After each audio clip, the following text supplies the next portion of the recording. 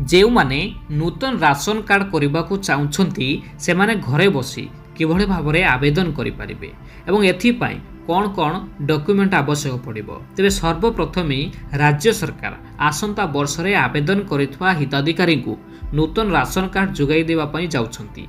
यदि आपण माने उपयुक्त हिताधिकारी ताहले आपण माने घरे रही मोबाइल माध्यम रे आवेदन करि परिबे। तेबे आपण को प्रथमे गूगल क्रोम किंवा ब्राउजर खोलिबा को पड़िबो। सेठारे आपण को www.foododisha.in सर्च करबा को पड़िबो। तापर आपण माने एभली किछि देखिबा को पाइबे। सेठारे ऑनलाइन सर्विस उपरे क्लिक करिबा परे आपण को तीनोटी ऑप्शन देखिबा को मिलिबो। सेठारे आपण माने सिटीजन सर्विस उपरे क्लिक करंतु। तापर आपण को एभली किछि शो करिवो। आपण को एटी दुईटी ऑप्शन देखैबो। प्रथम कथा हला जे NFSA या नेशनल कार्ड एवं जो डाहाण पटे रही SFSS एटा होची स्टेट कार्ड। यदि आपण माने स्टेट कार्ड आवेदन करिया पई चाहुचंती ताहले अप्लाई न्यू कार्ड उपरे क्लिक करंतु। आसीबा परे आपण को आपनकर जिला देबा को पड़िबो। तापर आपण ब्लॉक देबे, जीपी देबे, विलेज देबे।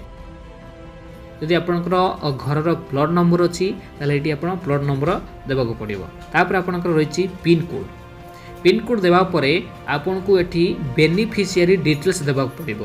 तांकर एठी नाम लिखि पारिबे एवं ता सहित आपण प्रथमे इंग्लिश रे लिखिबे। ता तळु रहिछि उड़िया रे आपन को लिखिबा को पड़िबो। तापर हला जेंडर, एठी जेंडर आपनकर देबा को पड़िबो। तापर डेट ऑफ बर्थ,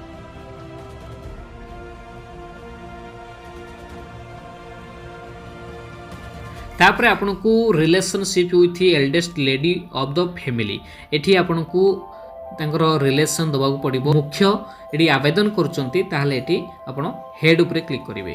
तापर आपनकर रहिछि EPIC नंबर एटी जदि आपण देई परिबे, वोटर आईडी कार्ड नंबर देई परिबे।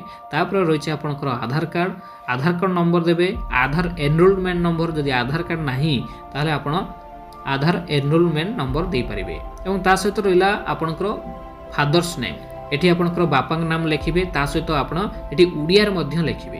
ता सहित आपनकर स्पाउस नेम एठी आपनकर जदि जने महिला आवेदन करूछंती ताले एठी आपनकर स्वामी को नाम देबा को पड़िबो। एवं ता सहित तळे आपण इंग्लिश रे लिखिबे, उड़िया लिखा जायछि सेठी आपण उड़िया रे लिखिबे। तापर एमिति आपनकू यदि आपनकर अन्य मेंबर मानकर नाम जोड़िया को चाहुछंती ताले एठी आपण देई परिबे। अदर्स इन्फो रहिछि जे आपण केउ डीलर को पाखरु आपण नबा को चाहुछंती। एठी आपनकर निकटस्थ जदि डीलर रही तांकर एठी दबा को पड़िबो। तापर आपनको दबा पड़िबो ऑटो इनक्लूजन क्राइटेरिया एठी आपनकर देबे। जदि आपनकर एठी जो ऑप्शन गुडाक रही आपण एई ऑप्शन मध्यरु आपण जोटा आपनको पई उपयुक्त सेटा आपण सिलेक्ट करिवे। तापर आपनको मोबाइल नंबर दबा को पड़िबो। मोबाइल नंबर देवा परे आपण एठी बैंक अकाउंट दबा पड़िबो। सेति पई आपनको प्रथमे आपनकर बैंक नेम दबा को पड़िबो।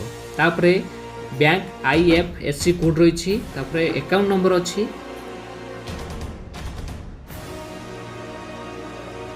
तापर एटा आपनकर अकाउंट होल्डर्स नेम रही।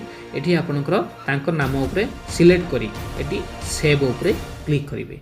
सेव उपरे क्लिक करिवा परे आपनकर एठी गोटे तापर आपनकर गोटे प्रिंट भारिबो।